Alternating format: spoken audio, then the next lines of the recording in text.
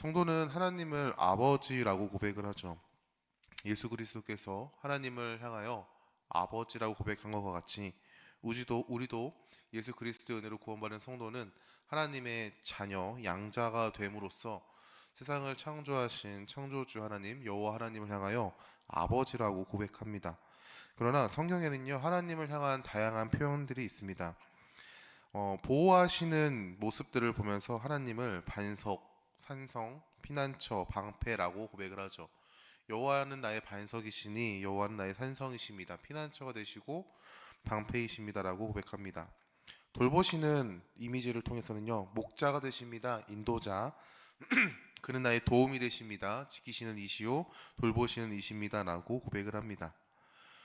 이러한 모습 가운데서도요, 하나님의 공의하신 모습을 보고서는요, 심판하시는 분, 징계하시는 분, 벌하시는 분, 또는 칼이나 활이나 불과 같은 어떠한 특정적인 이미지를 통해서 그분을 표현하곤 합니다. 공의하심과 반대되는 것만 같은 이미지인 사랑하시는 분에 대한 이미지는요, 아버지나 사랑, 신랑, 연인, 친구와 같은 표현으로 하나님을 표현하곤 합니다. 성경은 하나님의 공의하심과 사랑에 대해서 다양하게 서술을 하는데, 하나님은 공의하시고 사랑이 많으신 분이시죠. 그러나 성도가 오해하는 것은 이렇게 공의하심과 사랑하심이 하나님의 두 가지의 얼굴과 같다라고 이해하는 성도들이 많습니다. 하나님의 공의하심은 하나님의 무서우신 이미지고, 하나님의 사랑이 많으심은 하나님의 인자하심과 자비로운 모습이다. 그 둘의 모습은 구약과 신약에서 명확하게 갈려서 나오는데, 그 모습을 통해서 구약의 하나님은 심판하시고 공의하심만이 드러나는 하나님, 신약의 하나님은 사랑이 많으시고 은혜로우시고 자비로운 하나님이다라고 오해합니다. 그러나 분명한 것은 하나님은 공의하시며 사랑이 많으십니다. 하나님의 공의하심에 따른 오해는 나를 싫어한다라는 착각을 일으키게 하고요. 하나님의 사랑하심에 너무나도 집중되어 있는 그런 성도의 마음가짐에는요, 죄를 짓는 것에 있어서 괜찮다라고 하나님의 공의하심을 때로는 외면하곤 합니다. 그러나 분명한 것은 하나님의 공의하심도 하나님의 사랑이 전제되고요, 하나님의 사랑하심도 하나님의 공의하심이 전제되어 있는 사랑입니다. 아모스서는 하나님의 공의하심을 선포하는 책입니다. 아모스라는 선지자는 드고와 고원에서 목축과 뽕나무를 재배하던 목자요 농부라고 이야기합니다. 정식 선지자의 교육을 받지 않은 사람이었고요. 그러나 그는 하나님의 공의하심을 선포하는 일을 감당했습니다. 하나님의 부르심을 따라서 하나님의 공의하심을 이스라엘 백성들에게 선포하였죠. 아모스서의 말씀을 잘 보면요, 1장부터 9장 10절까지, 나머지 11절부터 9장 11절부터 14절을 제외한 모든 말씀이 하나님의 심판에 대한 말씀입니다. 때로는 선지서들을 읽어보면요, 너무나도 절망적인 것 같아요. 하나님의 공의하심 가운데 이스라엘을 심판하시고 유다를 심판하시는 하나님의 그 진노와 하나님의 심판이 너무나도 적나라하게 드러나 있는 모습을 보면요, 때로는 암울하기도 합니다.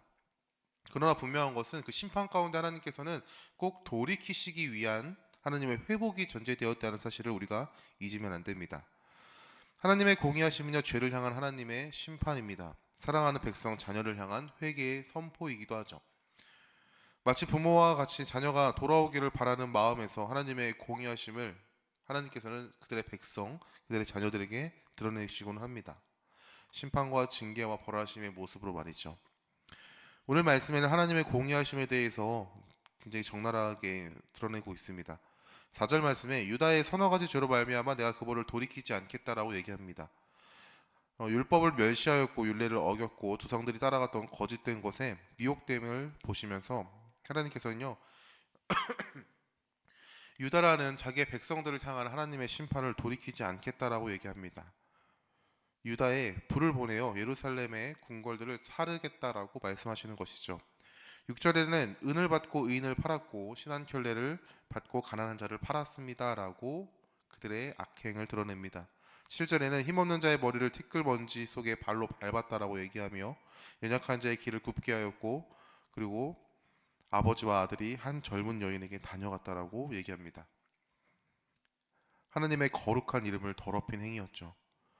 8절에는 전당 잡은 옷 위에 누우며 그들 아모리 사람의 신전에서 벌금으로 얻은 포도주를 마셨습니다라고 얘기합니다.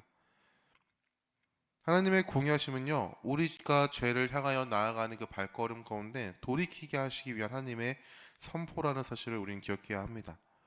하나님께서 공의하심으로 심판하시는 그 이유는요, 단순하게 우리를 절망 가운데, 좌절 가운데, 암울한 결과 가운데로 내모시는 것이 아니라 그 절망과 좌절 가운데로 끊임없는 형벌 가운데로 나아가는 그 발걸음을 돌이키시기 위함이라는 사실을 우리는 기억해야 합니다.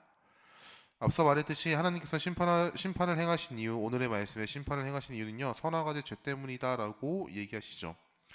죄에서 돌이키기를 원하시는 것이 하나님의 마음입니다. 죄에서 돌이키고 죄 가운데서 돌이킴으로써 다시 우리에게 주어진 새로운 정체성, 하나님의 자녀, 하나님의 백성이라는 기쁘고 세상과 비교할 수 없는 영광 가운데 거하는 것, 그 안에서 하나님과 함께 사귐의 기쁨과 교제의 기쁨을 누리기를 원하는 것이 하나님께서 우리에게 허락하시는 마음이죠.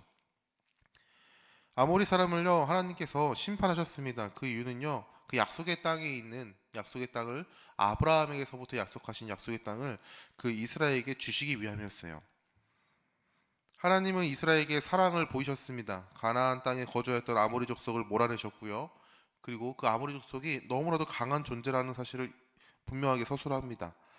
아모리 족속의 강함은요, 백향목 높이와 같이 번영하였고 상수리 나무와 같이 강하였다라고 얘기를 하죠. 그러나 그 강한 존재마저도 너무나도 연약한 이스라엘이 차지할 수 있도록 하나님께서 일하시고 행하셨습니다. 애굽의 노예 종로를 타던 존재가요, 하나님의 전적인 놀라운 은혜로 출애굽을 하였죠. 어떠한 군사적인 반란을 일으켜서 나온 것이 아니고 어떠한 군사적인 특정 훈련을 받았기 때문에 그들이 나와서 당당하게 광야를 걸어 나아갈 수 있는 것이 아니었습니다. 오직 하나님께서 아브라함에게 약속하신 너희 후손에게 이 땅을 너에게 주겠다라고 하신 그 약속을 지키시기 위해서 하나님께서는 일하셨죠. 그리고 이스라엘 백성들에게 그 땅을 차지할 수 있도록 아모리 족속을 진멸하셨습니다. 종로를 타던 애굽 땅에서 살았던 이스라엘을 광야로 인도하시고 아모리 사람의 땅을 차지하게 하심으로써 그들을 통해서 하나님께서는 공의하심과 사랑을 그 죄악이 가득했던 그 땅 가운데 증거하라 하셨습니다. 하나님은 이스라엘 백성 중 선지자와 나시리를 일으키시기를 원하셨어요. 그리고 그렇게 행하시기를 명령하셨죠. 그러나 이스라엘은요, 하나님의 사랑으로 구원받았고 거룩한 백성이라 불리는 존재였지만 결국에는요, 하나님의 명령을 어깁니다. 나시린에게 명하신 명령을 어겼고 선지자에게 명하신 예언을 거부하였죠. 단순하게 나시린에 향한 명령을 어긴 것과 선지자의 말씀을 거부한 것으로만 끝나는 것이 아니라 이것은 이스라엘 백성들이 하나님을 거부하는 행동으로 드러납니다. 하나님의 은혜를 잊어버린 이스라엘을 향하여 하나님은 심판을 선포하셨죠. 13절 말씀에 곡식단을 가득히 실은 수레가 흙을 누름같이 하나님께서 이스라엘을 누르시겠다라고 말씀하십니다. 14절에는요, 빨리 달릴지로 도망할 수 없고 강한 자도 자기 힘을 낼 수 없고 용사도 자기 목숨을 구할 수 없다라고 얘기합니다. 하나님의 공의하심을 피할 수 있는 존재가 어떠한 존재가 한 사람도 없다라고 얘기합니다. 15절과 16절 말씀도 하나님의 심판 가운데 피할 자가 없음을 드러내죠. 하나님께서 베푸신 은혜, 하나님의 나라로 세우신 은혜를 잊어버린 이스라엘에게 허락하신 하나님의 심판은요, 너무나도 절망적입니다. 은혜를 잊어버리는 자는 교만함으로 하나님 앞에 나아갑니다. 교만은요, 감사를 잃어버리게 하고요. 감사를 잃어버린 자는요, 하나님의 존재를 잃어버립니다. 자기의 욕심과 만족만을 위해서 살아가고 그것이 충족되지 않을 때 원망과 불평을 늘어놓죠. 자기가 죄 가운데서 하나님 앞에 범죄하고 있다는 사실을 알지 못한 채 그저 눈앞에 보이는 상황과 환경이 내 뜻대로 내 마음대로 움직여주지 않는 것을 보면서 자신이 죄 가운데 있음을 회개함으로 돌이키지 아니하고 그 상황 가운데 하나님을 향하여 불평과 원망의 목소리를 냅니다. 하나님을 향하여 저주를 퍼붓는 거죠. 이스라엘은 하나님께서 허락하신 은혜를 잊어버린 존재들이었습니다. 성도도 예수 그리스도의 은혜로 구원받은 존재죠. 그러나 세상 가운데 살아가면서 세상에 물들어가며 살아가면서 성도도요, 점점 하나님의 은혜를 잊어갑니다. 나를 구원하시고 사랑하시고 나조차도 나를 용납할 수 없는데 그런 나를 품으신 예수 그리스도의 사랑을 찬양하고 고백했던 성도가 어느 순간 세상을 살아가면서 타인과의 비교와 세상의 가치와 주장 가운데 물들면서 내 입술에는요, 하나하나씩 불평과 불만이 자리 잡습니다. 그리고 교만함을 드러내죠. 은혜를 잃어버린 것은 단순히 하나님의 나라의 기쁨을 누리지 못함을 넘어서 하나님 앞에서의 범죄하는 길에 서게 되는 것과 같습니다.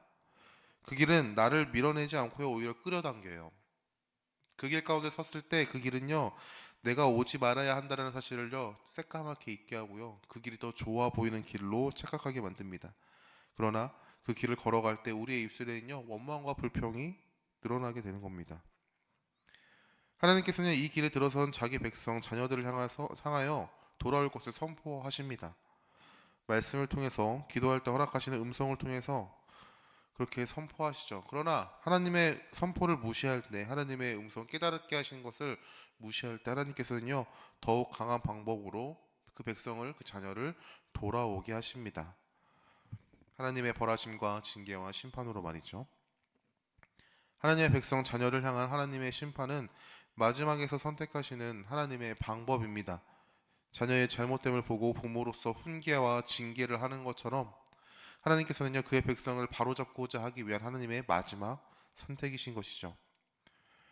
그러나 그 마지막 선택은요 하나님이 그 백성을 향한 그 사랑, 그 사랑에 전제된, 그리고 스스로를 향한 고통을 감내하는 선택이십니다.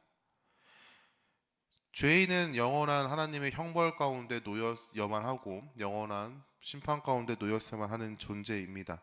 그러나 그러한 존재에게 그들을 돌이키시기 위해서 하나님이신 그분이 인간의 몸을 입고 이 땅에 오셨죠. 마지막 최후의 수단으로 예수 그리스도, 하나님의 아들이신 하나님께서 인간의 몸을 입고 이 땅에 오심으로 하나님의 마음과 뜻하심과 말씀을 선포하셨습니다. 가르치셨고요. 그들의 마음의 아픔과 고통과 슬픔을요 위로하시고 고치셨습니다. 더 나아가 우리에게 예수 그리스도께서는요 복음을 전파하셨죠. 하나님의 아들 되신 그분이 율법 아래에서 나심으로 율법의 통제를 받는 존재가 되었고, 그러나 그 율법을 통제받는 가운데서도 율법을 무시하지 아니하시고 율법을 순종하셨습니다. 그리고 죄가 없으신 그분이 십자가에 달려 죽으셨죠. 이 모든 과정이 사실은 하나님께서 우리에게 요구하시는 것들이었고, 그리고 죄인인 자가 죄 사함을 받기 위해서 하나님께 드려야만 했었던 우리의 생명의 제사였습니다. 이 모든 것들을 우리를 대신해서 예수님께서는요 행하시고 이루셨죠. 그리고 우리에게 회복의 길을 주셨습니다. 그 회복의 길은 단순하게 하나님과의 나 사이와의 관계가 회복되는 것을 넘어서 우리가 우리의 삶의 전체를 바꾸는 하나님의 놀라운 은혜입니다. 갈라디아서에는 다른 세대라고 얘기하는데요. 그 다른 세대라는 것은요, 단순하게 세대 차이의 그 세대가 아니라 세상과는 전혀 다른 영역의 차원의 세대를 살아가는 삶의 존재를 이야기하고 있습니다. 우리는요, 예수 그리스도로 인해서 세상과는 완전한 구별된 삶을 살아가도록 부름을 받았죠. 그러나 여전히 세상에서 살아가는 존재이기에 우리는 때로는 하나님 앞에서 범죄합니다. 정말 연약한 우리의 믿음의 모습이죠. 그러나 그러한 모습을 다 아시는 그분께서 우리 안에 성령님을 보내셨고 성령님과 함께 하나님의 나라를 누리며 살아갈 수 있도록 우리를 인도하십니다. 하나님께서는 그 성령 하나님을 의지함으로써 우리가 다시 언제나 매일 매 순간 하나님의 품으로 돌아오시기를 말씀하십니다. 앞서 말씀드린 것 같이 아모스서는요 1장에서부터 시작해서 9장 10절까지의 말씀에 끊임없이 하나님의 심판에 대해서 선포합니다. 그러나 9장 11절부터 15절 그 4절의 말씀에는요 하나님께서 그 이스라엘 백성들을 향하신 회복의 약속이 있다라고 이야기하고 있어요. 하나님의 심판은요 멸망과 좌절과 절망을 쏟아부는 하나님의 진노로서만 끝나지 않습니다. 하나님의 사랑하는 그 놀라우신 은혜 안에서 구원받은 그 백성, 자녀들을 향하신 하나님의 처절한 외침임을 우리는 기억해야 합니다. 우리의 삶이 고난 가운데, 절망 가운데 있다고 생각한다면 하나님의 사랑을 의지하며 하나님께로 돌아가야 합니다. 내 삶이 끊임없이 어려움과 고통 가운데 있다라고 하면은 우리는요 하나님을 향하여 불평과 원망을 합니다. 하나님이 사랑하는 자녀라고 하시는데 왜 이런 상황 가운데, 고난 가운데 날 버려두십니까? 라고 말이죠. 그러나 우리는요 그 가운데 하나님의 사랑을 의지함으로 하나님께 돌아가야 합니다. 예수 그리스도의 은혜로 구원받은 성도를 향하신 하나님의 사랑은요 변하지 않아요. 로마서의 말씀과 같이 그 사랑을 끊을 수 있는 어떠한 존재도 없습니다. 그 사랑 안에 살아가는 자녀를 향하신 하나님의 뜻은요 돌이킴이고 회개입니다. 성도가 회개하고 돌아갈 수 있는 이유는요 내가 어떠한 자격을 얻었기 때문에 그런 것이 아니라 나에게 주어진 새로운 정체성, 하나님의 자녀라는 신분, 그리고 나를 통해서 나를 위해서 모든 것을 이루신 예수 그리스도의 그 공로, 그게 십자가에서 달리신 예수님을 믿을 때 주어지는 예수님의 의, 그 의가 우리 안에 있기 때문에 우리는 아버지 하나님 앞에 다시 나아갈 수 있는 줄 믿습니다. 말씀을 마치겠습니다. 나의 삶에 고난이 찾아오고 역경이 찾아왔다면 우리는 하나님을 향한 원망의 목소리가 아니라 하나님의 뜻을 구하는 기도가 있어야 합니다.